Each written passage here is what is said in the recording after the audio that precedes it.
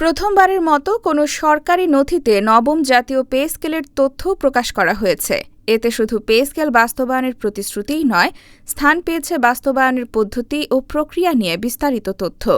আজ সোমবার ১৭ আগস্ট প্রধানমন্ত্রীর প্রেস উইং থেকে প্রকাশিত জনগণের সরকারের ১৮০ দিন শীর্ষক ই-বুকে এই তথ্য প্রকাশ পেয়েছে।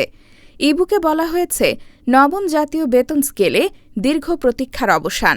সরকারি চাকরিজীবীদের জন্য বড় সুখবর। প্রথম থেকে ২০তম গ্রেডের সরকারি চাকরিজীবীদের মূল বেতন সর্বোচ্চ ১০০% পর্যন্ত বাড়ানোর সুপারিশ করা হয়েছে। পে স্কেল ২ ধাপে বাস্তবায়ন হবে। প্রথম বছরে মূল বেতন, দ্বিতীয় বছরে বাড়ি ভাড়া ও অন্যান্য ভাতা কার্যকর হতে পারে। সুপারিশ চূড়ান্ত। সচিব কমিটির সব সদস্য চূড়ান্ত প্রতিবেদনে স্বাক্ষর করেছেন। অর্থমন্ত্রী আমির খসরু মাহমুদ চৌধুরী বলেছেন, চলতি বছরে নবম জাতীয় পে স্কেল কার্যকর হবে। এ বিষয়ে আরও আলোচনা প্রয়োজন। সরকার শিগগিরই সিদ্ধান্ত জানাবে। সোমবার ১৭ আগস্ট অর্থ মন্ত্রণালয়ে পে কমিশন নিয়ে অনুষ্ঠিত বৈঠক শেষে এ তথ্য জানান তিনি।